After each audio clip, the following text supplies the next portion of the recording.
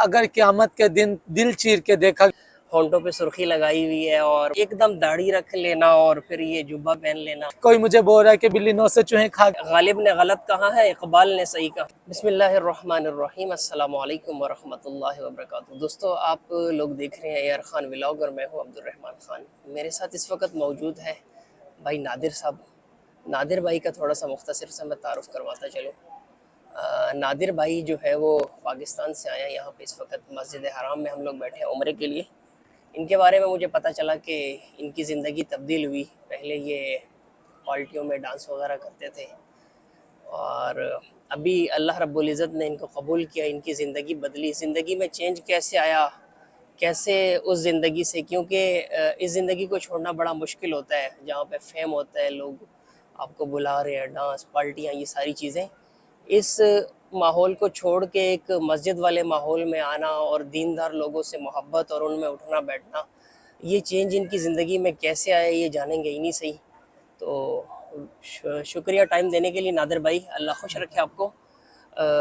मेरे देखने वालों के कैसे ये चेंज आपकी ज़िंदगी में आया? जी हज़रत जी, ये जो मेरी ज़िंदगी में चेंजिंग है, इसका मेन मकसद है मोहब्बत, तबलीग वालों की मोहब्बत। अल्लाह जज़ाए खैर दे इन तबलीग वालों को।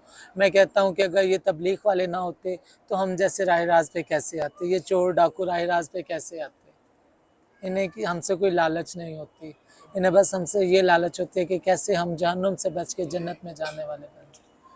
मैं जब निकला हूँ, अल्हम्दुलिल्लाह मेरे एक बहुत ही अज़ीज़ दोस्त हैं, मैं उनकी बड़ी कदर करता हूँ, बड़ा उनका शुक्रगुज़ार हूँ। अबू हुरैरा उनका नाम है। तो जी, उनकी मैं नुसरत के लिए मरकज़ में गया। वो वक्त में चाह रहे थे वो उनके। भी ट्रांसजेंडर थे? जी, वो पहले ट्रांसजेंडर थे मगर फिर वो ट्रांसजेंडर पे मेहनत करने लगे। उनके 19 में 4 माह लगे थे।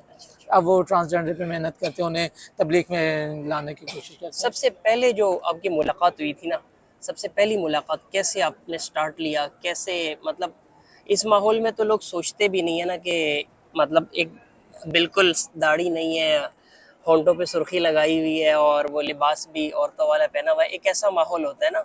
ये तस्वीरें आपकी चल रही होंगी, शायद मेरे दोस्त देख भी रहे हो। तो मतलब एक ऐसा माहौल होता है, तो ऐसे माहौल से एकदम दाढ़ी रख लेना और फिर ये जुब्बा पहन लेना और हज़रत जी, दाढ़ी सजा लेना, ये कैसे हुआ? हज़रत जी, ये टोटल मोहब्बत। अबू हुरैरा ना मुझे ना रोज़ाना एक मैसेज किया करता था रात के ना कोई 2 ढाई बजे कि हाँ। तहज्जुद का टाइम और ढेर सारी दुआएं आपके लिए। तो मुझे लगता था कि पता नहीं ऐसे ही ये कर देते हैं। तो एक दिन शाम को मैं उठा हूँ मगरिब के बाद करीब करीब, तो मैंने अपना मोबाइल ऑन किया तो जी मैंने देखा ढेर सारे मैसेज आए हुए थे, मगर अबू हुरैरा के बीच में मैसेज था कि तहज्जुद का टाइम और ढेर सारी दुआएं आपके लिए। तो ना मैसेज तो ढेर सारे आए हुए होते थे, मगर जो अबू हुरैरा का मैसेज होता था वो मुझे देख के बड़ी खुशी होती थी दिल को लगता था। कि यार कोई है, चले दुआ करता है मेरे लिए। तो उस दिन ऐसे में बैठा हुआ, तो मैंने इसे कॉल की। मैंने कहा कि अबू हुरैरा किधर हो? तो इसने बोला कि मैं घर। मैंने कहा यार दुआएं करते भी हो या फिर ये ऐसे मैसेज कर देते हो? तो इसने बोला नहीं करता हूँ। तो ये गलबन थोड़े दिनों के बाद मरकज़ में आया, तो इसने मुझे, मैं बोला कि ना मेरी नुसरत के लिए आना आपने लाहौर मरकज़ में, रायवेंड में मरकज़ है उधर।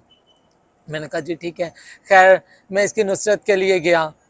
अल्हम्दुलिल्लाह वहाँ पे गया हूँ तो वहाँ पे मुझे मौलाना अबादुल्लाह साहब मिले। उन्होंने, उनसे मेरी मुलाकात हुई। उन्होंने मुझे बड़ी मोहब्बत दी जी। इतने बड़े उलामा, मुझे तो खैर नहीं इल्म था। अब इतनी बड़ी दाढ़ी और सर पे इमामा बांधा हुआ है और मुझे बेटा जी कह रहे हैं। फिर मुझे अपने साथ लेके गए, नाश्ता करवाया, चाय बिस्किट आई। उसके बाद फिर नमाज के बाद उन्होंने बोला जी बेटा जी खाना खा के जाना है। जी अच्छा जी।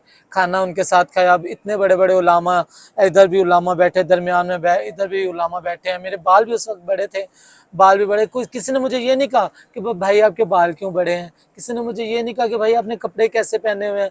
बस मोहब्बत मोहब्बत, बेटा जी बेटा जी बेटा जी।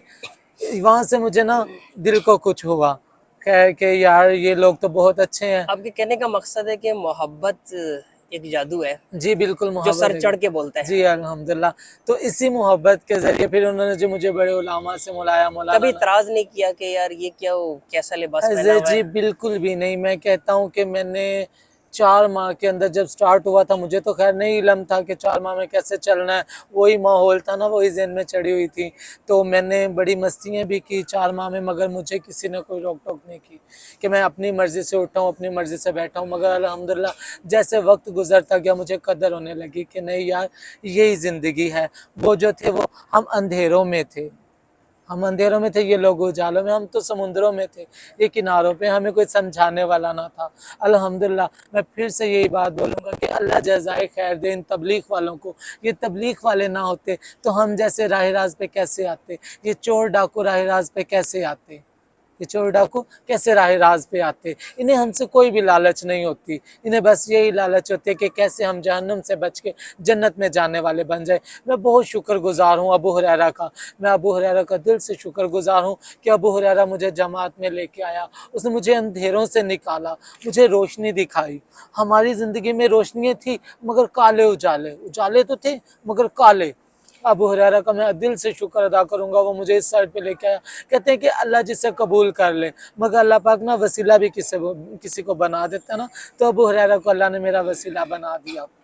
उसने मुझे अंधेरों से लेके रोशनी में लेके आया। अल्हम्दुलिल्लाह मैंने 4 माह लगाए। कहते हैं कि एक नेक काम के बाद अगर दूसरा नेक काम करने की आपको तौफीक मिले, तो पिछले नेक काम की कबूलियत हो जाती है। समझो कि वो कबूल हो जी गया। अल्हम्दुलिल्लाह। तो अल्हम्दुलिल्लाह जी मेरे 23 अप्रैल को मेरे 4 माह ख़त्म हुए और मैं 27 अप्रैल को अल्लाह के घर में आ गया जी। देखो दोस्तों, दावत की मेहनत कितनी ज़रूरी है, तबलीग की मेहनत कितनी ज़रूरी है कि एक शख्स नाच गाने वाली और क्लब वाली ज़िंदगी से उठकर आज हरम में बैठा हुआ है। ये वीडियो जो हम लोग रिकॉर्ड कर रहे हैं, नए हरम में रिकॉर्ड कर रहे हैं। और दूसरी बहुत खूबसूरत बात जो भाई ने बताई ना, कि सिर्फ़ एक वजह थी मोहब्बत, कि तबलीग वालों ने सिर्फ मोहब्बत की, कभी एतराज़ नहीं किया कि ये बाल बड़े हैं, नाखून बड़े हैं, नेल पॉलिश लगाई हुई है, क्या किया है, एतराज़ नहीं किया, सिर्फ मोहब्बत की। और वो मोहब्बत सर चढ़ के बोली कि आज नादिर भाई जो है ना, उस ज़िंदगी को छोड़कर अल्लाह के घर में हरम में बैठे हुए हैं। तो मोहब्बत बहुत ज़रूरी है दोस्तों। प्यार और मोहब्बत से समझाने के लिए जो है ना, प्यार मोहब्बत ये बहुत ज़रूरी है, ये जादू का किरदार अदा करता है। नादिर भाई, अच्छा, जो लोग अभी मतलब के ट्रांसजेंडर है, मुसलमान है और उनकी ज़िंदगी क्लब में गुजरती है, नाच गाने में गुजरती है, उनको क्या पैगाम देना चाहते हो? जैसे जी मैं उन्हें यही पैगाम देना चाहूँगा कि ये पैसा, दौलत, शोहरत ये चंद दिन का मेहमान है। सब कुछ मिट जाना, फ़ना हो जाने वाली दुनिया है। इस मर जाने, मिट जाने, ख़त्म हो जाने वाली दुनिया पे हम अपना माल, जान, वक़्त लगा रहे हैं। तो इसकी कदर हमारे दिल में है। इसकी कदर हमारे दिल में। वो कहते हैं कि हम लोगों ने ना एटम बम को नहीं देखा हुआ, एटम बम को नहीं देखा हुआ, मगर एटम बम को इतना सुना, इतना सुना, इतना सुना कि उसका ना खौफ दिल में बैठ गया, उसका खौफ दिल में बैठ गया। हम लोगों ने अमेरिका नहीं देखा कि अमेरिका सुपर पावर है, मगर ना सुन सुन सुन सुन के अमेरिका सुपर पावर है ये दिल में बात उतर गई। ना अल्लाह को कभी बोला, ना अल्लाह को सुना, ना अल्लाह को जाना, तो अल्लाह की मोहब्बत दिल में नहीं है। तो अल्लाह की मोहब्बत तब दिल में आएगी जब अल्लाह को घंटों बोलेंगे, घंटों सुनेंगे, उससे पहले नहीं आ सकते। कहते हैं कि अल्लाह की जो मोहब्बत है वो अक्ली मोहब्बत है, जो बीवी और बच्चों की मोहब्बत है, घर वालों की मोहब्बत है, वो फितरी मोहब्बत है, वो फितरत में है, वो होनी है। अल्लाह की जो मोहब्बत है वो अक्ली मोहब्बत है। वो कब होगी? जब हम अल्लाह को घंटों बोलेंगे, घंटों सुनेंगे। तो मैं अपने ट्रांसजेंडर भाइयों को यही बोलना चाहूँगा कि नमाज़ पढ़ें, सबसे पहले नमाज़ पढ़ें। ठीक है, उनका ये रिज़्क़ का ज़रिया है, मगर सब कुछ ज़िंदगी साथ साथ नमाज के लिए ज़रूर नमाज की पाबंदी करें, क्योंकि नमाज, जिसकी नमाज अच्छी उसका पूरा दिन अच्छा, जिसकी नमाज अच्छी उसका पूरा दिन अच्छा। तो कोशिश सब भाई करें कि नमाज पढ़ें। अल्हम्दुलिल्लाह अल्लाह ज़िंदगी चेंज करने में देर नहीं लगाता, अल्लाह पाक ज़िंदगी चेंज करने में देर नहीं लगाते। कहते हैं कि जी हम लोग अल्लाह के दीन के मोहताज हैं, अल्लाह का दीन किसी का मोहताज नहीं है। अल्लाह ने चुनटियों से काम लिया, परिंदों से काम लिया, अबाबील से काम लिया, आज अल्लाह पाक हमें भी अपने रास्ते में चला दिया। तो अल्लाह का दीन किसी का मोहताज नहीं, हम अपने अल्लाह के दीन के मोहताज हैं। तो कोशिश यही करें कि अल्लाह हमसे राज़ी हो जाए।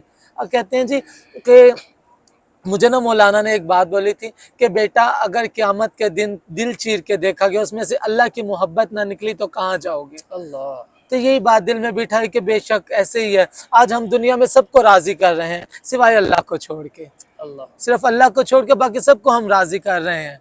और ख़ुद को भी राज़ी किया, दोस्तों को भी राज़ी किया, घर वालों को भी राज़ी किया, किसी को पैसा दे रहे हैं, किसी को, सबको राज़ी किया सिवाय लेकिन राज़ी अल्लाह। फिर भी नहीं होते। राज़ी नहीं होते। एक अल्लाह हालांकि अल्लाह ने तो फरमाया, अक्सर ना मैं जब इस रास्ते में निकला तो मुझे बड़ी तनकीदें सुनने को मिली। कोई मुझे बोल रहा है कि बिल्ली 900 चूहे खा के हज पे चली, कोई मुझे बोल रहा है कि ये मुंह मसूर की दाल। ओ भाई, 900 चूहे खा के हज पे चली, ये शुक्र अदा करो, चली तो सही ना।